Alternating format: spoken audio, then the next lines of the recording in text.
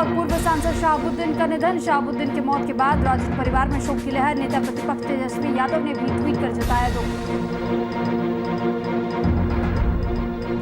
लालू हुए एम्स से डिस्चार्ज। बेटी मिसा के घर हुए शिफ्ट। पटना के समर्थकों का इंतजार बढ़ा।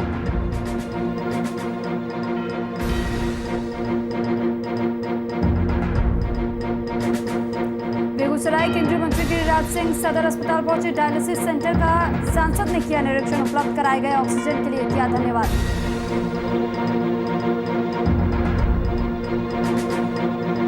बिहार के सबसे बड़े अस्पताल पीएमसीएच में शव पर दलाली। शव का चेहरा दिखाने का 1000 रुपए चार्ज, घर ले जाने का 10,000 रुपए मांग रहे दलाल।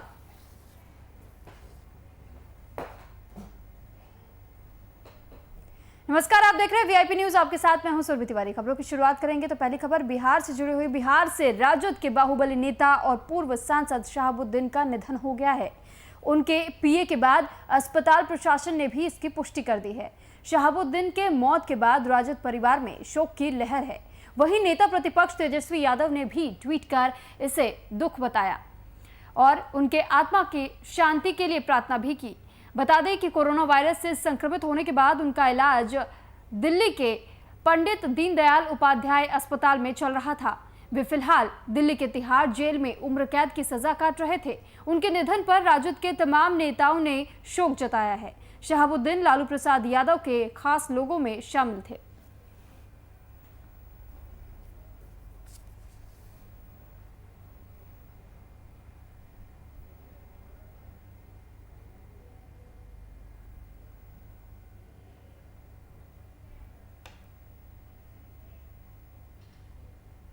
और वहीं बिहार विधान परिषद सदस्य हरिनारायण चौधरी के निधन पर बिहार के मुख्यमंत्री नीतीश कुमार ने शोक संवेदना व्यक्त की।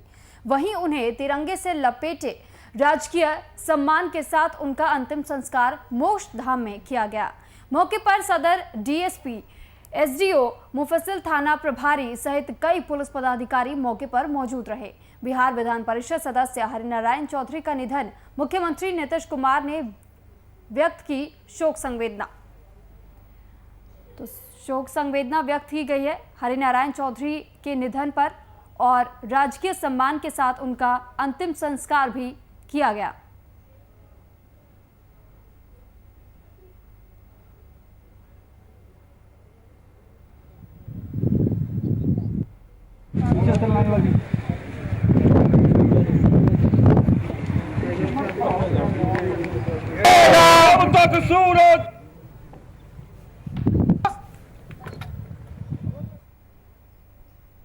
तो खबर बेगूसराय से है, जहां केंद्रीय मंत्री गिरिराज सिंह सदर अस्पताल पहुंचे। कुछ दिनों पहले उद्घाटन हुए डायलिसिस सेंटर का सांसद ने निरीक्षण किया।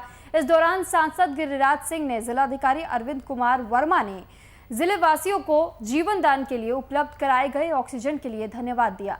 उन्होंने अस्पताल में उपलब्ध व्यवस्था और कर्तव्य निष्ठता के लिए सीएच और डीएस का भी शुक्रिया अदा किया।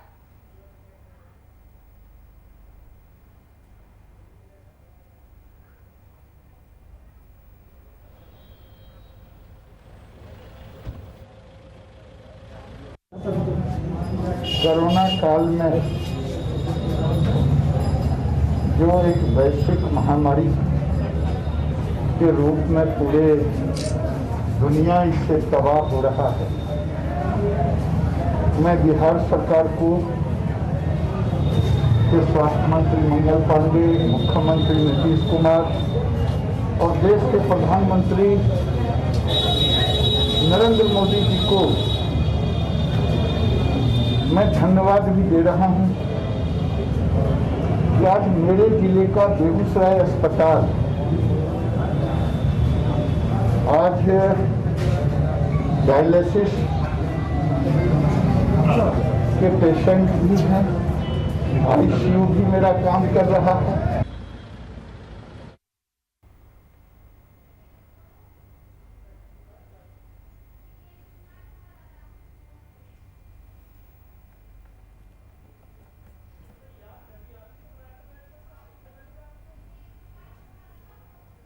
और इस पर अधिक जानकारी के साथ जितेंद्र कुमार संवाददाता हमारे साथ फोन लाइन पर जुड़ चुके हैं। जितेंद्र, जानकारी चाहेंगे आपसे कि जिस तरीके से गिरिराज सिंह खुद ही यहां पर निरीक्षण करने के लिए पहुंच गए और उसके बाद से जो ऑक्सीजन मुहैया कराई गई थी उसके लिए भी धन्यवाद किया, तो आखिर क्या माजरा रहा था और अब तक के क्या अपडेट बताए जा रहे हैं? किस तरीके से स्वास्थ्य विभाग की तरफ से ऐसे लोगों को मदद पहुंचाई जा रही है? बता दो कि जिस तरीके से पूरे देश में कोरोना ने अपना कहर बरपाया है, उसका असर बेगूसराय में खासा दिखने लगा है, जहां लगातार कोरोना का प्रकोप जारी है। इसको लेकर जिला प्रशासन भी लगातार लोगों से अपील कर रहे हैं सोशल डिस्टेंस में रहे और मास्क लगा के जरूर घर से निकले, उसके बाद ऐसे महामारी बीमारी से हम बच सकेंगे। इसी के दरमियान में जिला प्रशासन का एक अच्छी पहल था, या बिहार सरकार के कहा जाए तो बिहार सरकार के द्वारा बेगूसराय के लिए एक बहुत बड़ी राहत का सौगात दी गई, जो कि आईसीयू और डायलिसिस का उद्घाटन किया गया। आज अचानक बेगूसराय के सांसद केंद्रीय मंत्री गिरिराज सिंह उस आईसीयू और डायलिसिस सेंटर का निरीक्षण किया और निरीक्षण करने के बाद सारी सुविधाओं जो देखे उन्होंने संतुष्ट हुए और डॉक्टरों जो वहाँ पे कर्मचारी थे, वहाँ पे मौजूद सिविल सर्जन और डीएस थे, उनको खासा निर्देश दिए जो कि यहाँ पे जो भी कोविड-19 का जो पेशेंट आते हैं उनको सारा सुविधा मुहैया कराया जाए। जो यहाँ पे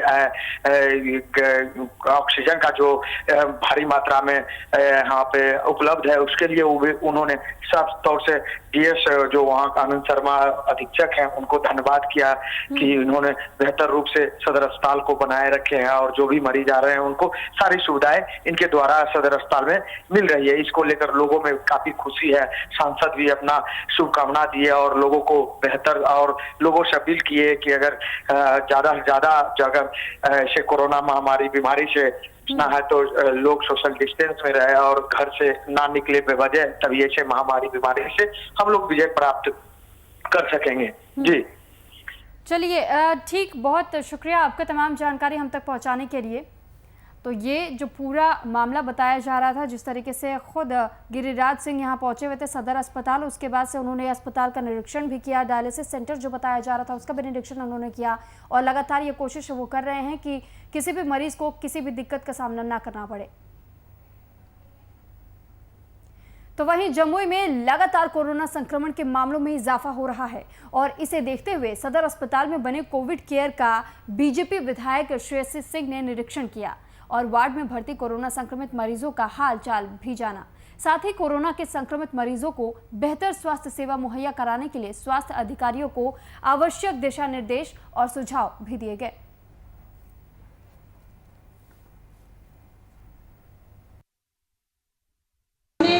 मंत्री जी से बात करके ये भी परमिशन ले लिया है कि यदि हम अपने स्तर से कोई प्राइवेट हेल्थ केयर फैसिलिटी से अगर टेक्नीशियन जो वेंटिलेटर को चला सके और एनेस्थेसिस्ट जो वेंटिलेटर को चलाने के लिए सबसे ज़्यादा ज़रूरी होते हैं, उनकी बहाली अगर हम वो करा पाए तो हमको माननीय मंत्री जी ने कहा है कि उसकी भी स्वीकृति, उसकी भी परमिशन वो हमें तुरंत दे देंगे। और जिंक और विटामिन सी हम लोग नहीं इसमें दे रहे हैं। और वहीं दूसरी तरफ बिहार में सरेआम नाइट कर्फ्यू और कोरोना गाइडलाइंस की धज्जियां उड़ाई जा रही है। ताजा मामला बगहा के धनहा थाना का है, जहां खुलेआम नियम, कायदे, कानून और कोरोना गाइडलाइंस की धज्जियां उड़ाई जा रही है। हैरत की बात यह है कि यहां लोगों को संक्रमण फैलने का जरा भी डर नहीं है, तभी तो सैकड़ों की भीड़ में शामिल लोगों का बार बालाओं के साथ डांस करते लोग का ये वीडियो तेजी से वायरल हो रहा है। हालांकि वीआईबी न्यूज इस वायरल वीडियो की पुष्टि नहीं करता है, लेकिन जिस तरह यहां से लगातार एक के बाद एक भीड़ में फुहड़ता परोसने के मामले सामने आ रहे हैं, उससे पुलिस प्रशासन की कार्यशैली पर सवाल खड़े होने लगे हैं।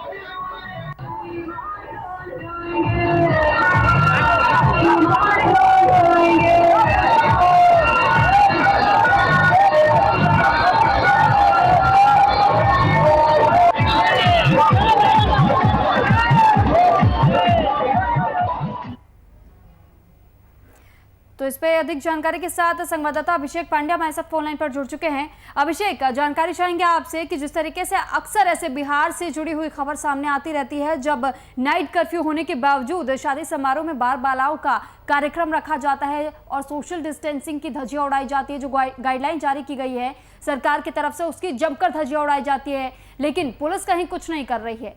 तो आखिर पुलिस चुप क्यों बैठी हुई है? फिर भी मैं बता दूं कि ये पूरा मामला बगहा के धना थाना क्षेत्र के मधुबनी गांव की है, जहां पे एक शादी समारोह में बार बलाव का डांस होने का वीडियो वायरल हुआ है, जिसमें काफी संख्या में लोग एकत्रित हुए हैं, जिसमें काफी भीड़ हुई है, जिसमें लोग बिना सोशल डिस्टेंसिंग और मास्क के ही नजर आ रहे हैं। हालांकि अभी इस पे पुलिस कहने से कुछ भी परहेज कर रही है और ये जांच का विषय है, और अगर इस पे काबू नहीं पाया जाता है तो ये काफी नुकसानदेह होगा। जी सुरभि, लेकिन अगर ये भी देखा जाता है कि ना तो सोशल डिस्टेंसिंग का पालन ऐसे कार्यक्रमों में किया जाता है, ना ही किसी के चेहरे पर मास्क होता है, और इस तरीके से अगर जो एक संख्या रखी गई है कि 50 से अधिक या 100 से अधिक लोग नहीं शामिल हो सकते, इसके बावजूद खुलेआम इस तरीके से कार्यक्रमों का आयोजन किया जा रहा है, तो चूक कहाँ हो रही है?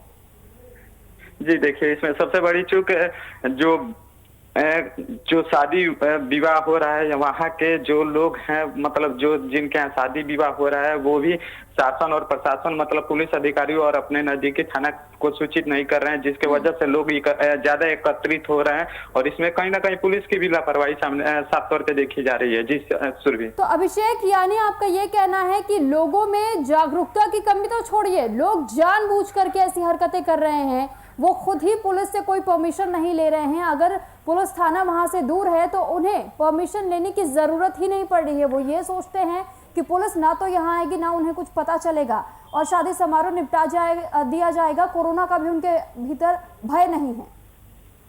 जी सुरभि जी, मैं बता दूं कि ये जो परमिशन की बात है वो सही है बिल्कुल। यहाँ पे लोग जो अपने नजदीकी थाना है वहाँ पे इन्फॉर्म नहीं करते हैं, जिसके वजह से जो सरकार के द्वारा गाइडलाइंस जारी की गई है, जिसमें एक समय निर्धारित किया गया है, और समय निर्धारित करने के बाद एक अवधि बनाई गई है, जिसमें कि आप इतने संख्या में बारात में लोग जा सकते हैं, जिसका यहाँ पे खुलेआम धज्जियां उड़ाया जा रहा है, जिसका परमिशन यहाँ से नजदीकी थाना में नहीं दिया जा रहा है और ना ही परमिशन लिया जाता है। हालांकि इस पे जांच का विषय है। ये भी है कि अगर इस तरह की घटना बार बार आ रही है इस क्षेत्र में, तो पुलिस प्रशासन को भी जागना पड़ेगा और इस पे कार्रवाई करनी होगी। जी सुरभि, चलिए ठीक, बहुत शुक्रिया अभिषेक आपका तमाम जानकारी हम तक पहुँचाने के लिए। तो लगातार ऐसी खबरें भी सामने आ रही है जहां पर लोगों की लापरवाही भी नजर आ रही है। अगर प्रशासनिक तौर पर सवाल खड़े हो रहे हैं तो लोग भी अपनी ओर से जरा भी सहज नजर नहीं आ रहे हैं। उनके बीच कोरोना का भय भी नहीं नजर आ रहा है, ना सोशल डिस्टेंसिंग का पालन किया जाता है, ना ही किसी के चेहरे पर मास्क नजर आता है, और ऐसे ही शादी समारोह के लिए परमिशन लेना तक जरूरी नहीं समझते हैं लोग। तो वहीं खबर अब गोंडा से। गोंडा में कोरोना की रफ्तार से हाहाकार मचा हुआ है, तो वहीं जिला चिकित्सालय में अब हालात बद से बदतर हो चुके हैं।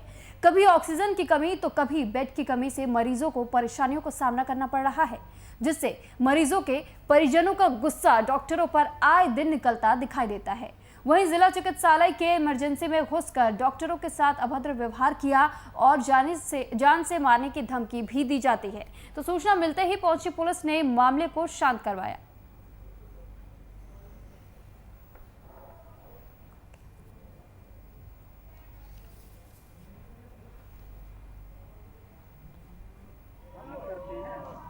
सब कौन करता है? 1,20,000 पेमेंट लेते हो।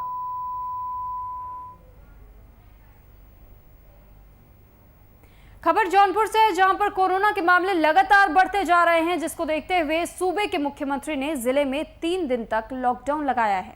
लेकिन पुलिस प्रशासन की लापरवाही से लॉकडाउन का कोई असर देखने को नहीं मिल रहा है।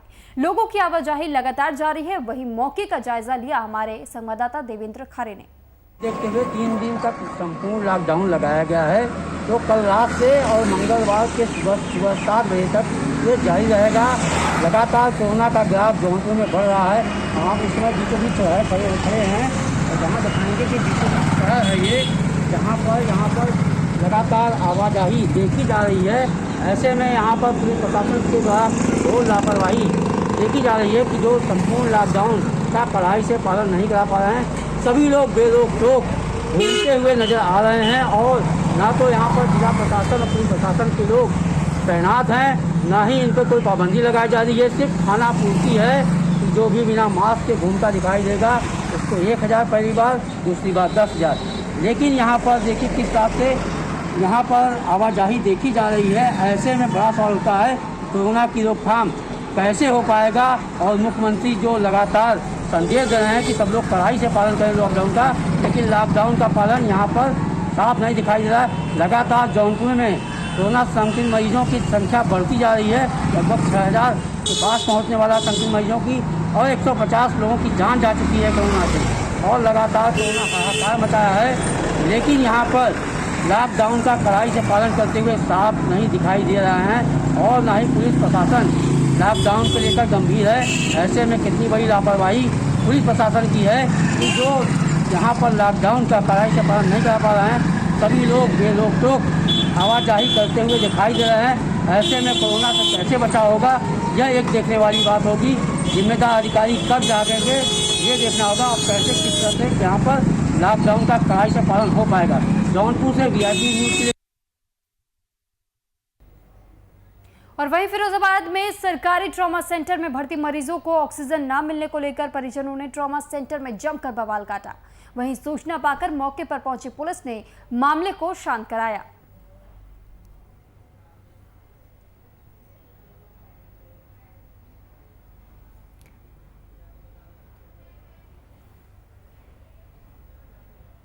और अब खबर शाहजहांपुर से है, जहां पर दिल दहला देने वाली घटना सामने आई है। जहां जिले के सुहेली गांव में टांगा चालक की धारदार हथियार से निर्मम हत्या कर दी गई और हत्या करने के बाद टांगा चालक का शव खेत में फेंक दिया गया। मौके पर पहुंची पुलिस ने उसके शव पर जख्मों के निशान मिले हैं और फिलहाल पुलिस ने शव को कब्जे में लेकर पोस्टमार्टम के लिए भेज दिया है। और वहीं इस पूरे मामले की छानबीन में पुलिस की टीम जुटी हुई है।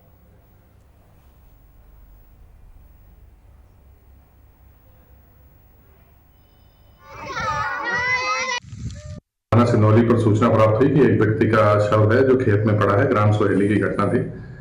इस घटना की सूचना पर तुरंत पुलिस फोर्स मौके पर पहुंचा। सभी अधिकारियों द्वारा घटनास्थल का निरीक्षण किया गया। घटनास्थल के निरीक्षण से कुछ इंपॉर्टेंट क्लूज मिले हैं। बहुत जल्दी इस घटना का पर्दाफाश किया जाएगा। तो यूपी के बलिया में जिला चिकित्सालय में एक तरफ जहां ऑक्सीजन नहीं मिल पाने की वजह से मरीजों की मौत हो जा रही है, जिसे लेकर नाराज तीमारदार CMS के चैम्बर में तोड़फोड़ कर रहे हैं, वहीं दूसरी तरफ जिला चिकित्सालय में करोड़ों रुपए खर्च कर ट्रॉमा सेंटर में लगा 5 बेड का वेंटिलेटर सिर्फ मैन पावर की कमी की वजह से धूल फाक रहा है। वहीं जिला अस्पताल के टीकाकरण केंद्र पर 45 साल से ऊपर के लोगों की अब भीड़ लगनी भी शुरू हो चुकी है, लेकिन वैक्सीन लगवाने के लिए इंतजार अब भी बरकरार है।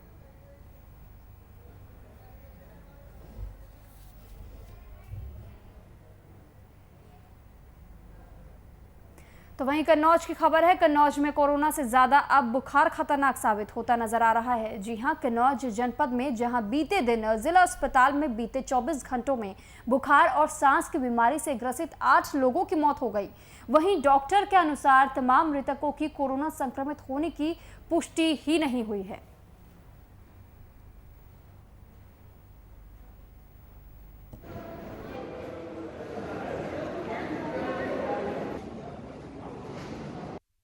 जी, परसों से लगभग मरीज आ रहे हैं। उसमें तकरीबन 8 मरीज थे, उसमें एक बच्चा भी था। बुखार, सांस, बेहोशी, उनके इलाज के दौरान फिर उनकी मृत्यु हो गई। तो देखा जाए तो जिस प्रकार से कोरोना के साथ साथ वायरल ने भी अटैक किया है, जी, तो ऐसे में लोगों को सतर्कता बरतनी चाहिए। जी, जबरदस्त। और वहीं दूसरी तरफ बिहार में कोरोना काल में मजदूरों का पलायन रोकने के लिए सरकार के साथ साथ निजी प्रतिष्ठान भी कोशिश कर रहे हैं। हालांकि इसी बीच कुछ ऐसी भी घटनाएं सामने आ रही हैं जहां निजी प्रतिष्ठानों के इन प्रयासों पर पानी फिरता नजर आ रहा है। ताज़ा मामला बक्सर जिले का है, जहां महादेव ऑयल नामक खाद्य सामग्री बनाने वाली फैक्ट्री पर घटिया प्रोडक्ट बनाने का आरोप लगाते हुए फैक्ट्री का काम बंद करा दिया गया है। काम बंद होने के साथ मजदूरों के सामने खाने पीने की समस्या आन पड़ी है। वहीं फैक्ट्री के मालिक ने अपने ऊपर लगे तमाम आरोपों को सिरे से खारिज किया है।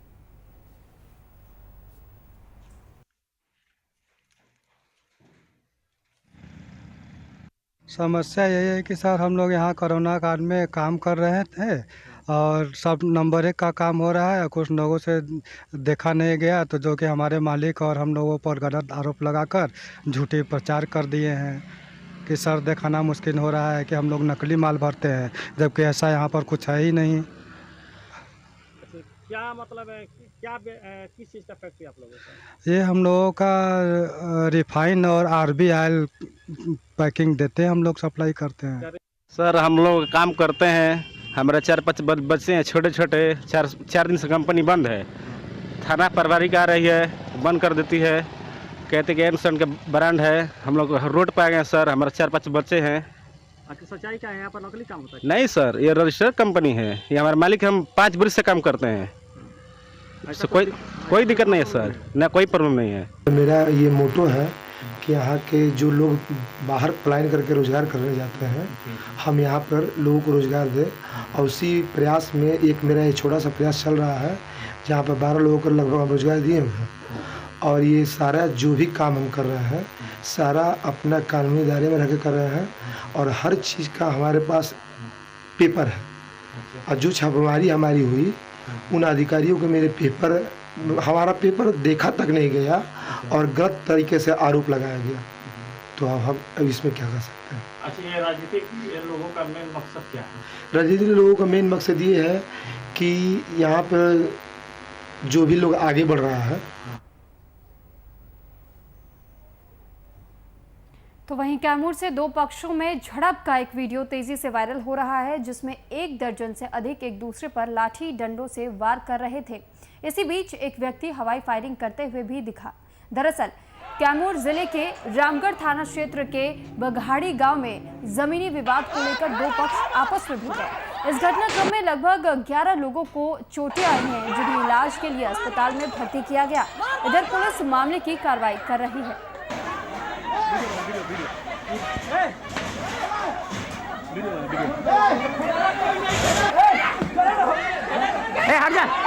थाना अंतर्गत एक बगाड़ी गांव है जहां पर जमीन जायदाद का 2 पक्षों में लड़ाई थी और पहले से ही लड़ाई थी, लेकिन कल जो था कि नहीं, दोनों के बीच में मारपीट की नौबत आ गई और उसमें राइफल का जो वीडियो वायरल की बात आप बोल रहे हैं, उसमें राइफल का वीडियो वायरल भी हुआ है।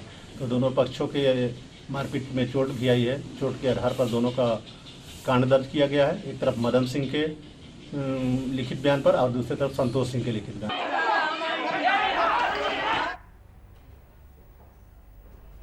और वहीं दुमका से दिल दहला देने वाली घटना सामने आई है, जहां जामा थाना क्षेत्र के सरसाबाद आदिवासी टोला में एक युवक ने अपनी सौतेली मां की हत्या कर दी और घटना के बाद से आरोपी युवक फरार बताया जा रहा है। घटना की जानकारी मिलने के बाद थाना प्रभारी जितेंद्र सिंह मौके पर पहुंचे और मामले की तहकीकात करने में जुट गए हैं।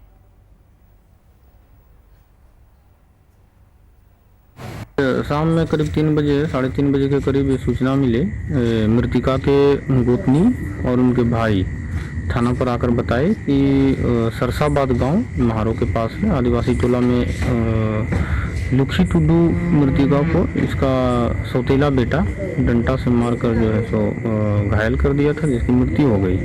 ये बता रही हैं कि आज सुबह में इनकी मृत्यु हुई है। रात में जो है सो सौतेला बेटा इनके साथ मारपीट किया था। ठीक है।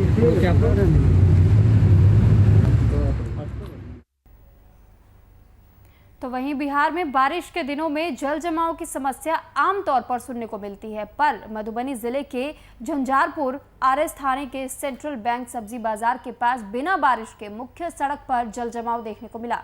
इससे स्थानीयों को कई तरह की परेशानियों का सामना करना पड़ रहा है, जिसको लेकर स्थानीय लोग और दुकानदारों ने बांस बल्ला से घेर कर सड़क जाम कर विरोध प्रदर्शन किया। स्थानीय लोगों के अनुसार कई बार इसकी सूचना स्थानीय प्रशासन को भी दी गई, पर इस समस्या का समाधान अब तक नहीं हो पाया है।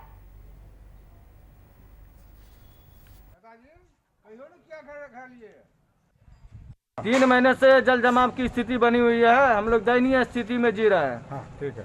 हाल रोजगार बाद रोजगार लोगों का चलना दुभर हो गया है, हैजा फैलने वाला है, बीमारी का नाला गंदा पानी निकल रहा है, लोगों को रहना मुश्किल हो गया, गंद से हम लोग तबाह है। प्रशासन को सूचना दिए हैं? प्रशासन को सूचना 3 बार वीडियो सीओ आए हैं, पैसा का निकासी होता है, कोई काम नहीं होगा। घर से निकलना मुश्किल हो गया है, व्यापार बाधित हो गया है, लोगों को चलना फिरना तक घर से निकलेगा सो नहीं हो रहा है, इसलिए हम लोग सब मिलके जाम किए। घर का हर कैसा पानी रहता है, किसी के घर में कोई बीमार है, वो पानी बह रहा है रोड के ऊपर में। यहाँ का जो है वार्ड मेंबर, मुखिया, सबको सूचना है इसका, जो कि अस्थायी नेता है वो।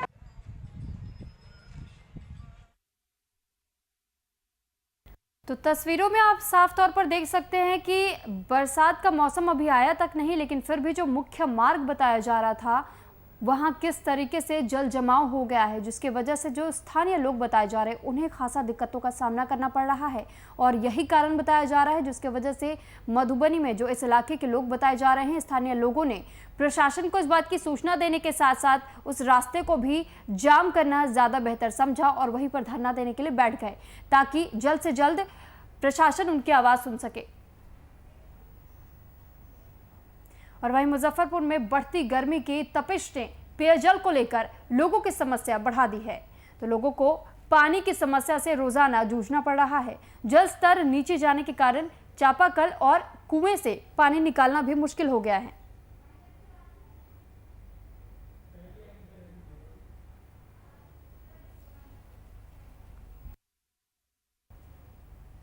फिलहाल इस बुलेटिन में इतना ही। आप बने रहिए वीआईपी न्यूज के साथ। नमस्कार।